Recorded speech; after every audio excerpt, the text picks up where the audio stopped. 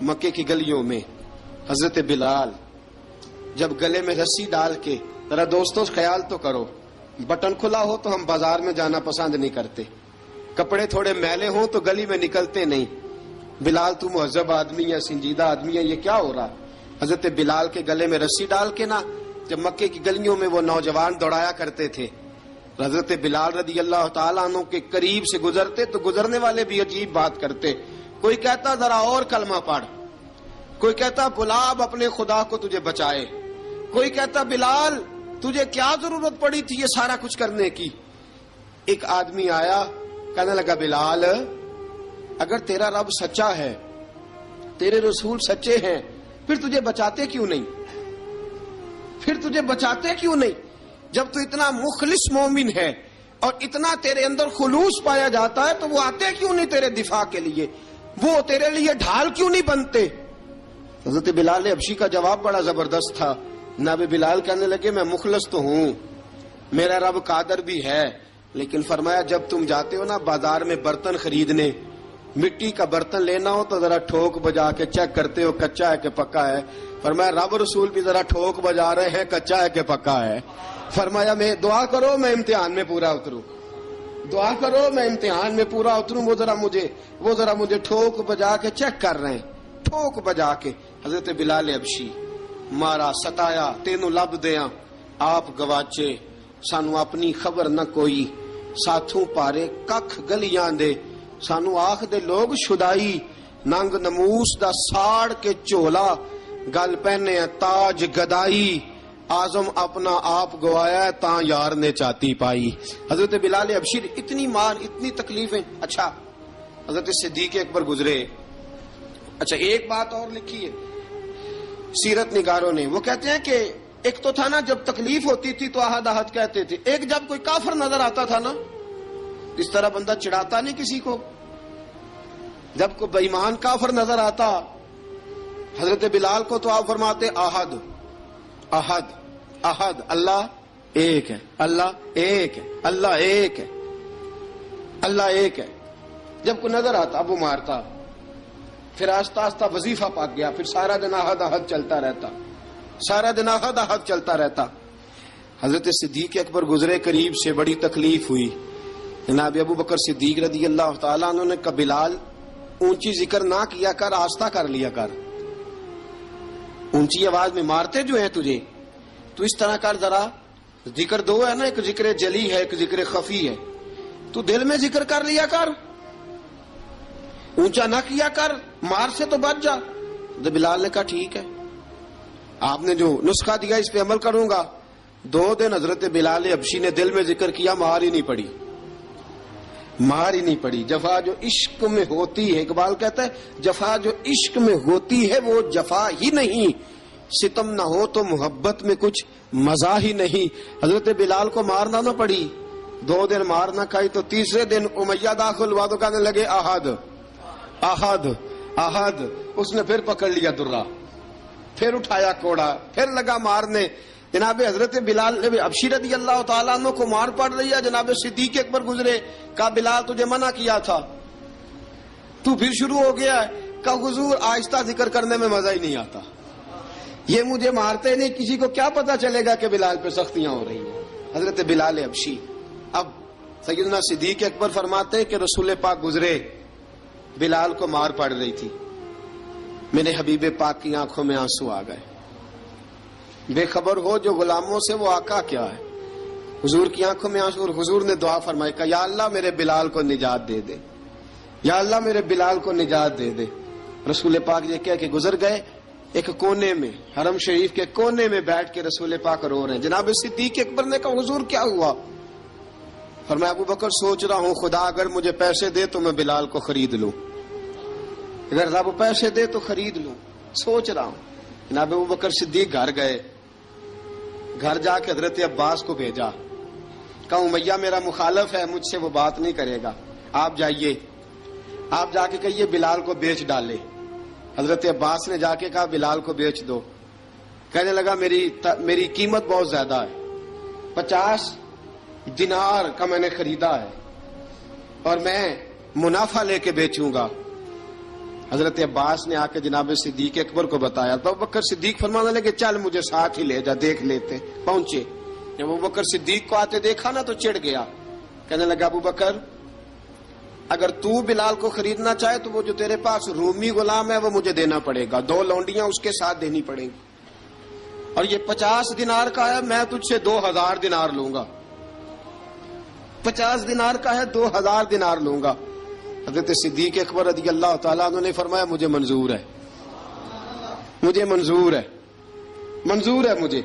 تو ابوبکر صدیق نے وہ تینوں غیر مسلم غلام لیے, 2000 دینار لیے. حضرت عباس نے بھی کلمہ نہیں پڑھا تھا. کہنے لگے ابوبکر تو کامیاب تاجر ہے, کیا کرنے لگے ہو؟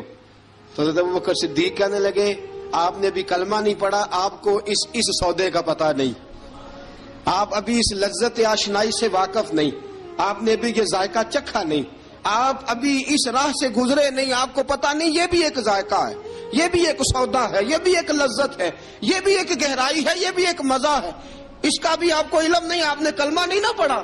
محبت کو سمجھنا ہے تو نہ سے خود محبت کر, کنارے سے کبھی اندازہ طوفان نہیں ہوتا. فرمایا ابھی تو راہ گزر میں ہے, کہتے مقام سے گزر, ابھی ذرا آگے چلیں گے نا, جب آپ کلمہ پڑھیں گے تو آپ کو پتہ چلے گا. حضرت سیدنا بلال حبشی کو لینے کے لیے صدیق اکبر پہنچے, 2000 دینار, 3 غلام پڑھے لکھے سیانے سمجھدار. جب دیے نا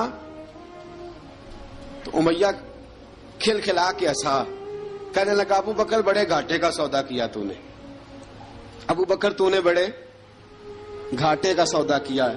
یہ پڑھا لکھا مجھے دے کے جا رہا ہے اور یہ ان پڑھ تو لے کے جا رہا ہے, یہ خوبصورت رومی غلام دے کے جا رہا ہے اور یہ حبشی کالے رنگ کا تو لے کے جا رہا ہے, اور 50 دینار کا غلام 2000 دینار میں تو لے کے جا رہا ہے. اتنے گھاٹے کا سودا, اتنی بڑی نادانی.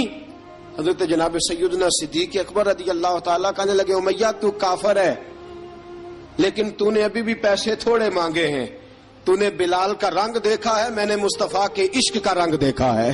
فرمایا تو ابھی اس کے رنگ میں الجھا ہوا ہے, اور میں جو اس کے باطن کا حسن ہے وہاں تک پہنچ گیا ہوں.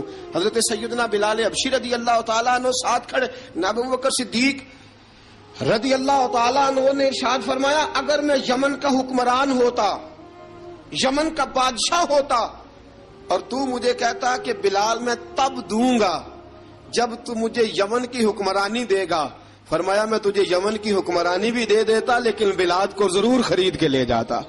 حضرت بلال حبشی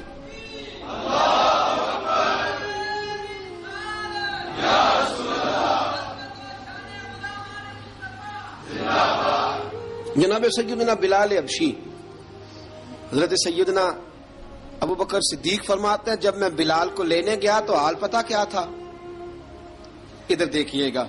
فرماتے کہ ٹانگیں اوپر کر کے نا جس طرح آدمی رکوع میں بیٹھتا ہے اس طرح کر کے نا ٹانگیں, اور سر پھر زمین کو لگا کے اس طرح سجدے میں آپ جاتے ہیں, لیکن بالکل ٹانگوں کے ساتھ سر رکھ کے. فرماتے 4 بھاری چکیاں ریت پہ حضرت بلال تھے, ان کے اوپر چکیاں رکھی ہوئی تھی, اور فرماتے حضرت بلال تھوڑی تھوڑی حرکت کرتے تھے تو وہ چکیاں جسم کے ساتھ لگتی تھی نا, پارٹ ان کے. فرماتے زخم بن گئے تھے, خون نکلتا تھا. فرماتے میں نے وہاں سے جا کے حضرت بلال کو نکالا, پیسے دیے, لے کے آیا تو جناب بلال کہنے لگے جلدی جلدی چلو حضور کے پاس, ذرا جلدی جلدی چلو, در مصطفیٰ پہ جلدی کرو.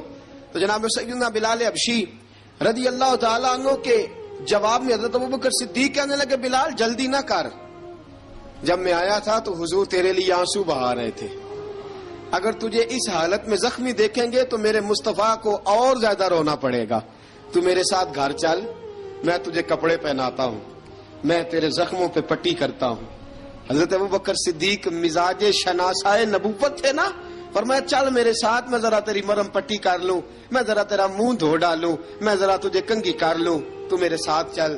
جناب بلال فرماتے ہیں جب سے پیدا ہوا تب سے غلام تھا, کبھی کسی نے میرے کپڑوں کی فکر نہیں کی تھی, مجھے تو امیہ 4 دن روٹی نہیں دیتا تھا. فرماتے ہیں جب میں گیا ابو بکر کے ساتھ, ابو بکر صدیق نے ایک چٹائی بچھائی, صدیق اکبر چٹائی کے اوپر میرے ساتھ بیٹھ گئے. فرماتے ابو بکر نے تیل منگایا, وہ تیل میرے زخموں پہ, ابو بکر صدیق نے وہ تیل میرے سر پہ, میری داڑھی پہ. فرماتے ہیں پھر کنگھا کیا, پھر ابو بکر صدیق نے ایک جوڑا منگایا، وہ کپڑے مجھے پہنائے۔ ابو بکر صدیق نے پگڑی منگوائی، وہ پگڑی کھول کے میرے سر پہ بندھوائی۔ فرماتے ہیں ابو بکر نے مجھے تیار کیا، فرمایا تو آج جا رہا ہے در رسالت مآب پہ، در رسالت مآب پہ، آج تو پہنچ رہا ہے حضور کے دروازے پہ، بن کے جوگن مدینے نو جاواں گی میں، جو بیتی نبی نو سناواں گی میں۔ حضرت جناب سیدنا، اور وہ کسی شاعر نے تو بڑی شاندار بات کی، اس نے کہا بڑی امید ہے سرکار قدموں میں بلائیں گے، کرم کی جب نظر ہوگی مدینے ہم بھی جائیں گے، اگر جانا مدینے میں ہوا ہم غم کے ماروں کا، مکینے گنبدے خضرا کو حال دل سنائیں گے۔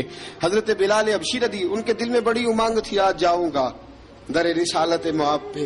ملا رومی لکھتے ہیں کہ جناب سیدنا صدیق اکبر نے سجایا سوارا، جناب بلال کے آنسو رکتے ہی نہیں۔ کہا باپ ہوتا ہے جو خدمتیں کرتا ہے، میں نے آنکھ کھولی تو باپ کا سایہ تو میں نے دیکھا ہی نہیں، اور فرمایا ماں تھی تو ماں جب بھی میں کام کر کے آتا تھا تو مجھے دیکھ کے میری اماں بس رو دیا کرتی تھی، 2-3 بہنیں تھیں، اور حضرت بلال فرمانے لگے ان بہنوں کو میں دیکھتا تھا تو وہ میرا حال دیکھ کے روتی تھی، اور جب وہ مجھے دیکھتی تھی تو میں رو دیا کرتا تھا۔ فرمایا ابو بکر میں نے تو یہ رنگ ڈھنگ دیکھے نہیں جو آج تو مجھے دکھا رہا ہے۔ جناب سیدنا صدیق اکبر رضی اللہ تعالیٰ عنہ بنا سوار کے نا حضرت بلال کا ہاتھ پکڑ کے سینے پہ رکھا، جناب بلال ہجکی لے کے روئے۔ حضرت ابو بکر صدیق نے فرمایا جتنا رونا یہاں رو لے، میں کائنات کے آنسو دیکھتا ہوں لیکن جب نبی کی آنکھوں میں آنسو دیکھتا ہوں تو دیکھے نہیں جاتے۔ فرمایا یہاں رو لے، حضور کے دروازے پہ جا کے تیری آنکھ میں آنسو نہیں آنا چاہیے، بہا جتنے آنسو بہا سکتا ہے۔ حضرت بلال حبشی بھی روئے، جناب صدیق اکبر بھی روئے۔ جب پہنچے نا دروازہ رسول پہ، حضرت سیدنا ابو بکر صدیق لے کے پہنچے تو بند کر دیا تھا نا حضرت بلال کو، بلال تو نے رونا نہیں، عشق ہوئے تے درد ہوئے تے ہائے نکلے، پھر کوئی نہیں رہندا جر کے۔ حضرت سیدنا بلال حبشی کو لے کے پہنچے در مصطفیٰ پہ، رسول اکرم صلی اللہ تعالی علیہ وسلم نے ایک نظر حضرت بلال پہ ڈالی، جناب بلال نے یوں آنکھ ملائی تو سر جھکا لیا، وعدہ کیا تھا نا رونا نہیں، سر جھکا لیا۔ اب دوسری نظر نبی کریم صلی اللہ تعالی علیہ وسلم نے جب اٹھائی نا حضرت ابوبکر صدیق کی طرف تو حضور نے فرمایا صدیق تیرا شکریہ، ابو بکر اللہ تجھے جزا دے۔ جب رسول پاک کی زبان سے یہ لفظ نکلے تو جناب صدیق اکبر نے ہاتھ اٹھائے، یوں ہاتھ باندھے جب رسول پاک کے سامنے تو سب سے زیادہ آنسو ابو بکر صدیق کے اپنے نکل گئے۔ کہا یا رسول اللہ میں غریب بے نوا، تو امیر حرم، تو کجا من کجا۔ کہا حضور یہ شکریہ کے لفظ، یا رسول اللہ میں کہاں اور آپ کا شکریہ کہاں۔ نبی پاک صلی اللہ علیہ وسلم نے فرمایا ابو بکر کاش تو تھوڑے سے پیسے میرے بھی ملا لیتا، بلال کو خریدنے میں میرا بھی حصہ ڈال لیتا، میں چاہتا تھا۔ ابو بکر پھر روئے، کہا یا رسول اللہ میرے پیسے کس کے ہیں؟ آقا میں بھی آپ کا، یہ بھی آپ کے۔ جناب سیدنا بلال حبشی رضی اللہ تعالیٰ عنہ کی طرف حضور نے دیکھا تو فرمایا بلال آ یار ذرا سینے سے تو لگ جا۔ اب حضرت بلال دوڑے، جب رسول پاک کے سینے سے لگے تو ایک جملہ میرے محبوب کی زبان سے، فرمایا بلال تو نے بڑی سختیاں برداشت کی ہیں، تجھے میرا اللہ ہی جزا عطا فرمائے گا۔